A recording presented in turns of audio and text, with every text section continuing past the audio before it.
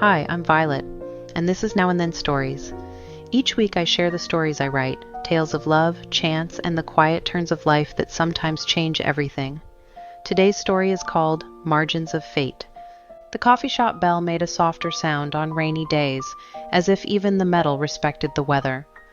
I was halfway through a second cup and a paragraph that didn't want to be finished when he stepped in, damp from the shoulders down and smiling like rain was an old friend he hadn't expected to see. There are faces that feel like memories, even when you're sure you've never seen them, and he had one of those, familiar in the way of a song you can hum before you know its name. He ordered a black coffee, no sugar, but picked up 2 sugar packets anyway. He tore one open and lined the paper neatly along the saucer as if setting a fence. He sat across from me at the table by the window that leaked a thin draft in winter. He pulled a paperback from his jacket pocket. The cover was soft with age, corners blunted. I only noticed it because it was the same edition of the poetry collection I used to own, the one I sold back when rent and groceries couldn't be balanced with nostalgia. When he set the book down, I saw it, the faint bloom of green ink along the margins. My green ink. I felt certain in the sure, irrational way you feel rain on your wrist before it falls. I wrote in the margins when I was 22 because I wanted to talk to the words and have them talk back. I had switched to green one spring as a small rebellion, a way to make my own forest inside other people's sentences. He turned a page, and though it's impossible for eyes to cross a room like birds, I felt something flutter through my ribs. I told myself to focus on my work. I underlined focus in my notebook. It didn't help. The bell tinkled again. A man with a parcel, the barista's laugh, the sound of a milk jug being set down. Everything kept happening, but the room had tilted, quieting its noise, as if we were inside a held breath. I must have been staring, because when I looked up, he was looking back. He lifted the book half an inch in a question. "Do you know this one?" he asked. His voice had the warm rasp of someone who spoke softly by default. "I used to," I said. "It's an old friend." I still hadn't decided whether to ask the absurd thing. "Can I see that? I think it used to be mine." It felt like approaching a magic trick to find the hidden string and ruining what made it float. He gestured to my table. "I'm sorry, are you working? I can leave you to it." "I'm pretending to work," I said, which was both a joke and a confession. "Please sit." I don't know why I said that. He had already sat down across the room, but he took it as if the imagined seat had been offered, and he moved to join me. His proximity made the rain smell a little like crushed leaves. Up close, the paperback had a crease along the spine at my favorite poem, 3rd section, last stanza. He turned the page, and there my handwriting was, the tilted loops and long tails I haven't been able to change even now. This last line feels like a door you didn't know was there. My breath snagged. I watched his eyes find the annotation. There was that tiny moment of recognition, someone else's thought catching on your own like a sleeve.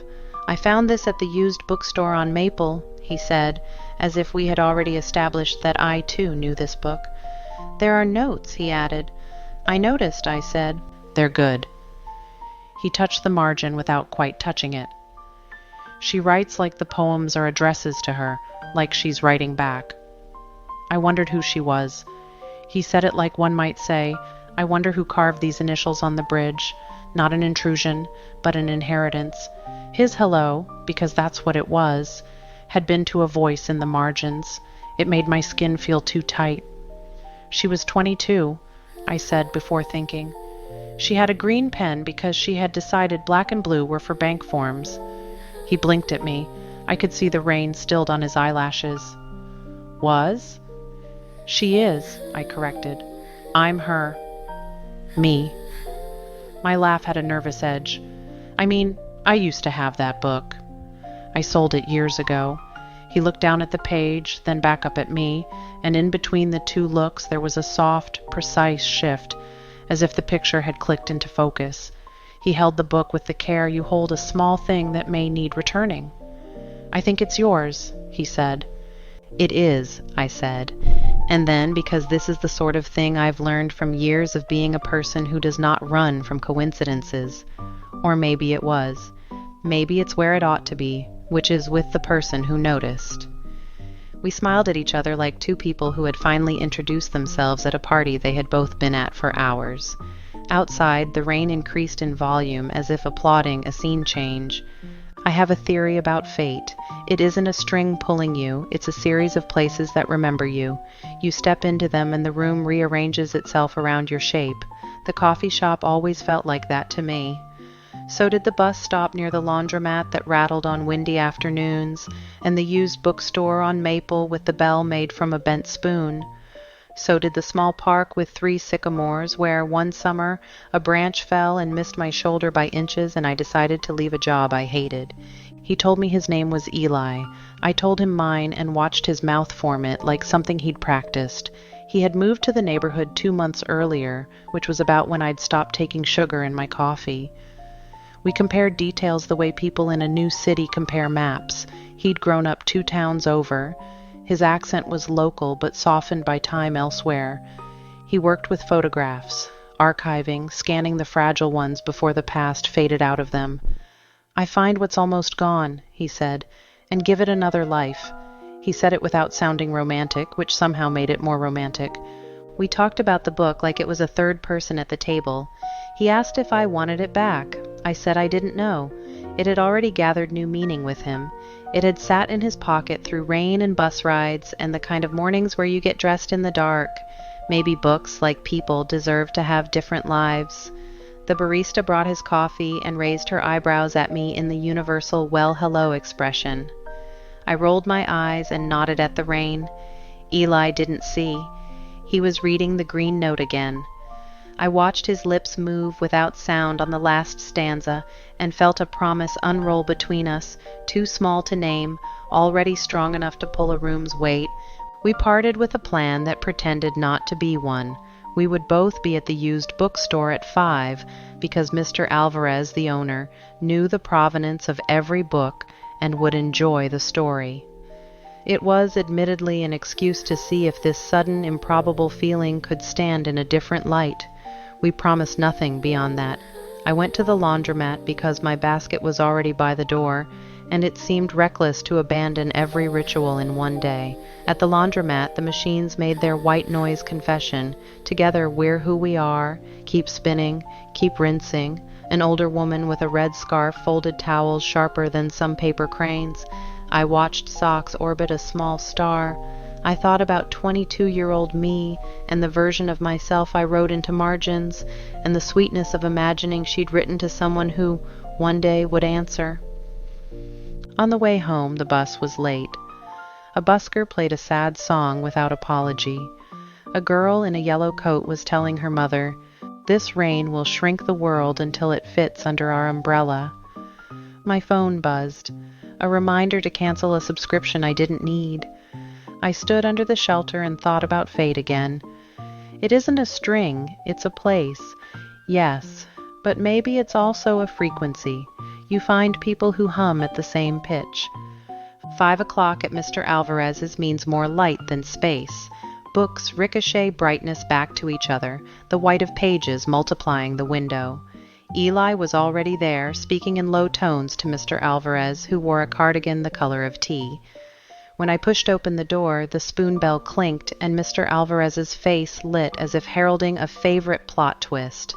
"I knew this day would come," he said theatrically, and flung out one arm. "You did?" I asked, laughing. "I didn't," he admitted, "but it's good for business to believe in narrative symmetry." We stood at the counter like defendants in a light-hearted trial. Eli placed the book between us with the same care he had at the coffee shop. Mr. Alvarez adjusted his glasses and turned the book over. "I remember the green ink," he said. "I wondered about the girl with the forest pen. You sold this to me 4 years ago?" 5, I corrected, and he glanced up at me with a kindness that felt like permission to have been wrong about time. He squinted at the price pencil mark he'd put on the corner. "It sat a while," he said. "Then this one," he jerked his chin gently toward Eli, "came in and bought it on a Tuesday. I remember because the radio station was playing nothing but songs from 1990-something, and I felt both ancient and 17. Eli touched the counter as if to steady himself on the moment. "I picked it up," he said, because it had the feeling of having been read by someone careful. Books get a certain warmth when they've been talked to. I don't know how to explain it. You explained it, Mr. Alvarez said, satisfied. I'll leave you to your story. He waved and drifted down an aisle. Do you want to walk? I asked Eli. It had stopped raining in that bright post-storm way that makes everything look like it has freshly decided to exist. We walked without choosing a direction, which is itself a kind of choosing. The neighborhood had the washed look of a face after tears.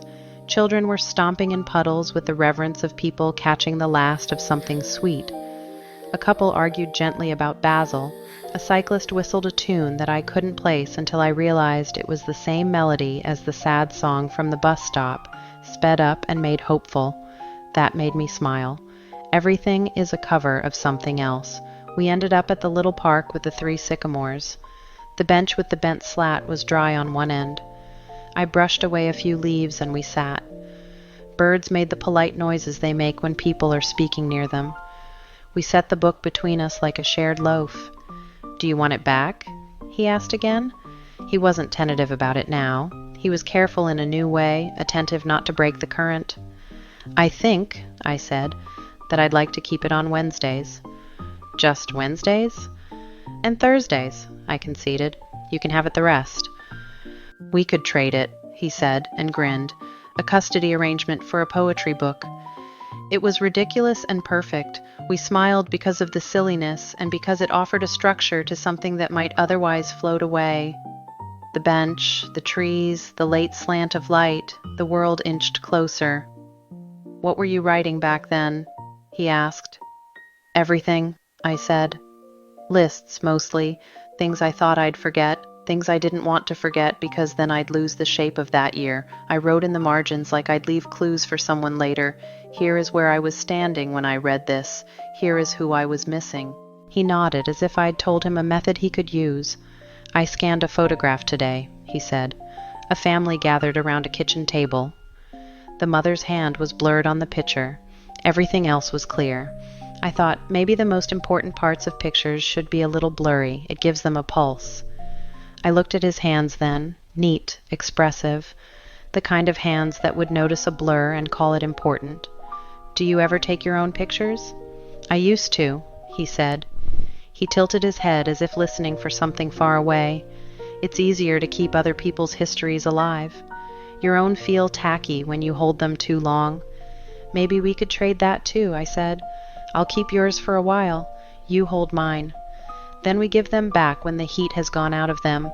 He looked at me like he was trying to memorize the outlines so he could find me again if the day suddenly went dark. Deal, he said. We sat in the quiet that is not empty.